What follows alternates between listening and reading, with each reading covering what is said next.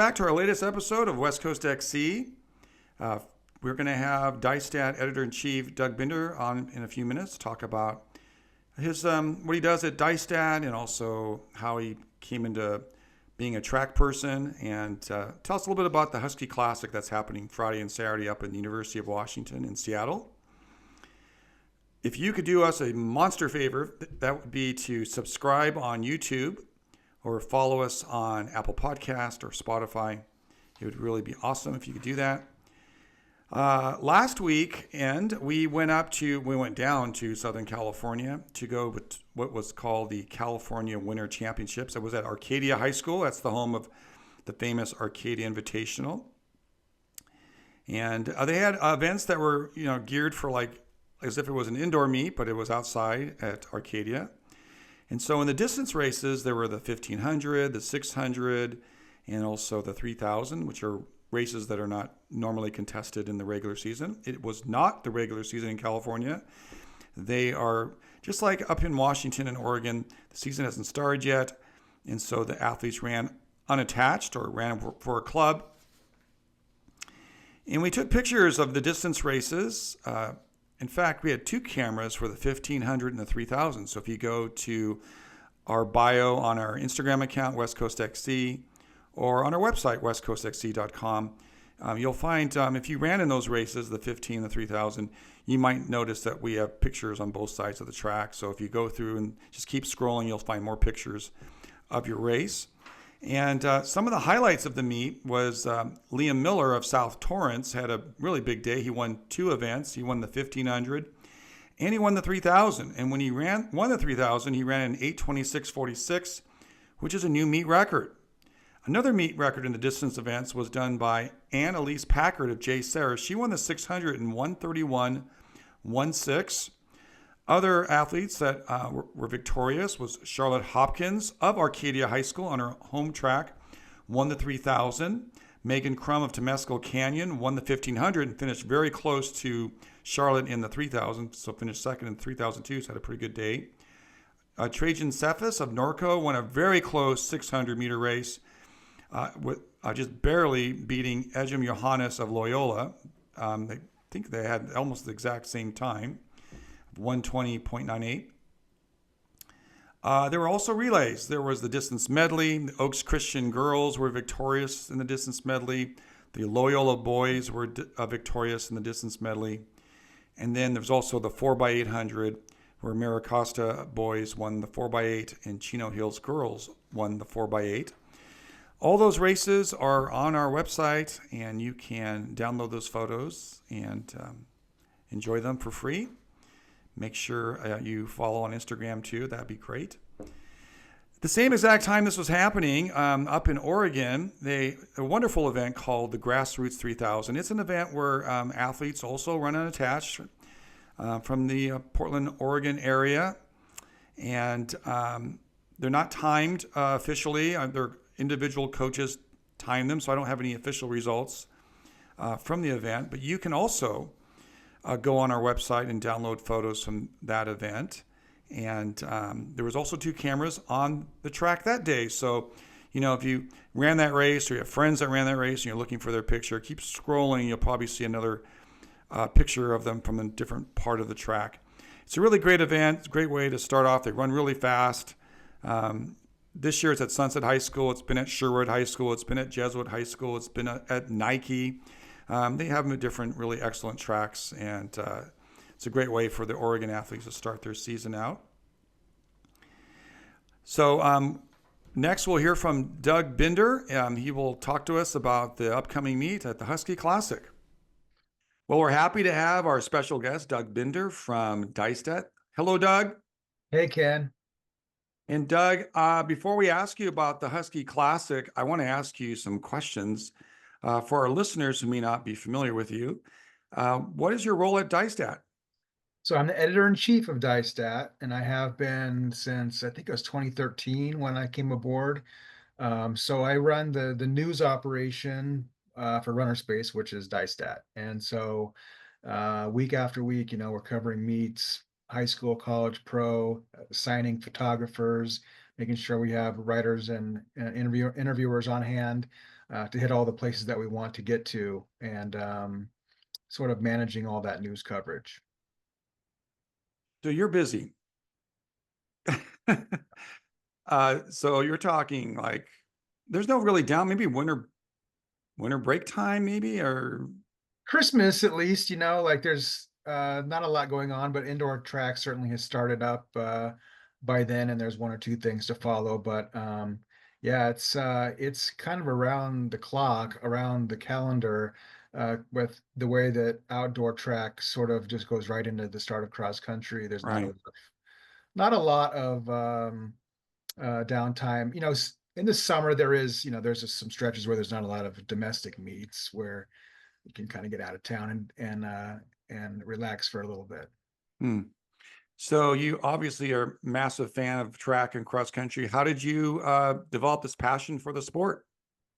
Yeah, well, as you know, I grew up in Portland and I went to Grant High School and was mentored by one of the great high school coaches in the area named Mark Cotton. And so I became, I got into cross country as a freshman, had no idea what that was. I wasn't very good, but I admired some of the other talented kids on the team. I got to know a little bit more about what the running culture was in Oregon, learned who Steve Prefontaine was, uh, things that were part of the sort of the Oregon heritage there. And then when I had such a uh, strong figure as a coach with Coach Cotton. I was his teacher's assistant. He was a math teacher at Grant, and I would spend most of my time not so much grading his papers, but working on his track manual and the school's all-time top 10 lists and things like that. And so I got a little bit of the track nerd bug, I guess, doing that for him, learning all about the numbers with the sport. And the first time that I went to Hayward Field was in 1988 when I was in high school. And it was the day that Art Skipper threw the national record in the javelin. Mm. And so that was my introduction to Hayward Field. Uh, and it just seems like as I got into newspapers, um, nobody really wanted to fill that track and field lane. And I did, Yeah. so I sort of carved out my little spot there at a couple of newsrooms that I worked in, including the Oregonian. And then, when I left the Oregonian, I wasn't sure I would necessarily find something else in track and field, but lo and behold, I'd made some connection with John Dye and worked with him on the site for about a year, and then one thing led to another, and when Runner Space acquired it from John Dye, then I got back involved. Oh, awesome. Well, I'm really happy you're here to talk about the Husky Classic this weekend. There are 3 meets they're having this winter, and it's the final meet of the indoor season at the Dempsey. And it seems to me it might be the most loaded of all 3 races or meets so far. It's Wednesday when we're recording this. Things could change between now and Friday and Saturday, but from best guess from based on the entries they sent out on Monday, what are some interesting either races or athletes to watch this weekend? Yeah. Well, the big thing that we're following, that we just found out about today, is we're expecting that Nico Young will be racing for the first time in 2025, first time since racing in Paris last year at the Olympics. So he, at the moment, looks to be entered into both the 3,000 and the mile on Saturday. Now, the way that the 3,000 just exploded last weekend at Millrose with 2 Americans going under the world record, I mean, the field at the Dempsey, it's not Grant Fisher and Cole Hocker quality, but I'm sure that that's inspired a lot of guys who are in those top sections of the 3,000, and there are a lot of guys in that 750s, 740s, and they're all going to be, many of them are going to be trying to move up on the Division One NCAA list to try and mark their spot for nationals. And then also the women's DMR, it's an opportunity for schools to, and also the men's DMR too. It seems like the women's DMR has some interesting teams there. It's the chance to get a mark for the NCAA championships. Yeah.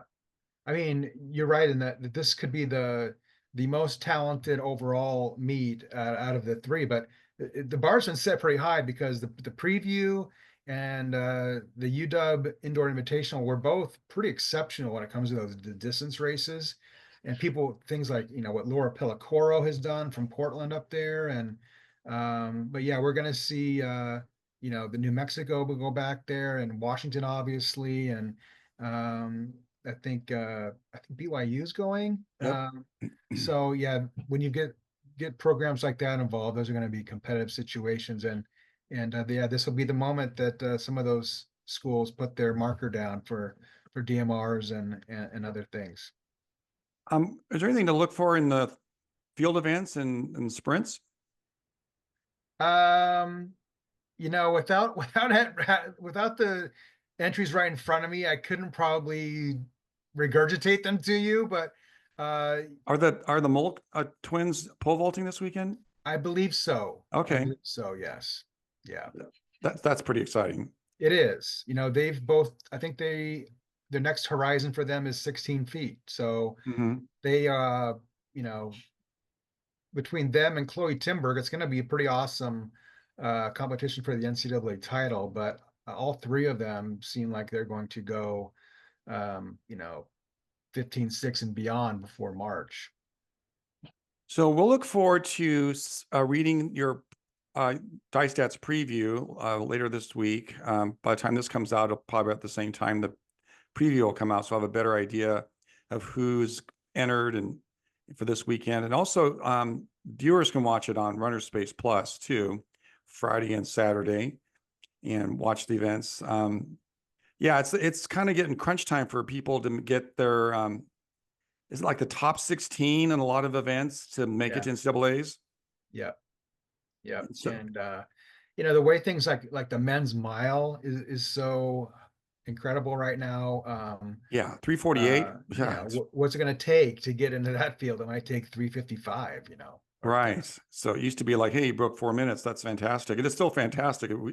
That Dempsey gets super excited when people do that. It's a major achievement. But yeah, you'll have to run. It's exciting, I think, when you do it for the first time, right? Right. And when there's about 100 men have already done it already in college this year. So this year?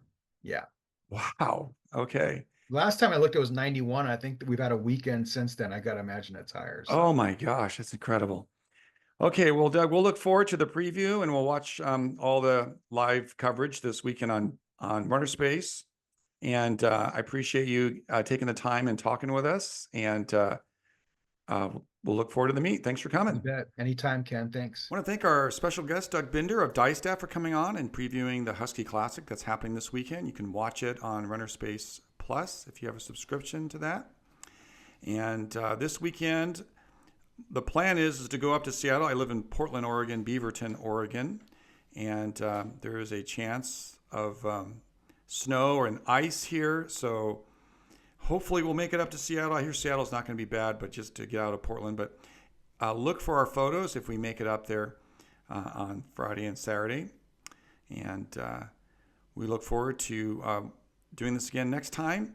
Please subscribe on YouTube and follow us on Apple Podcast and on Spotify.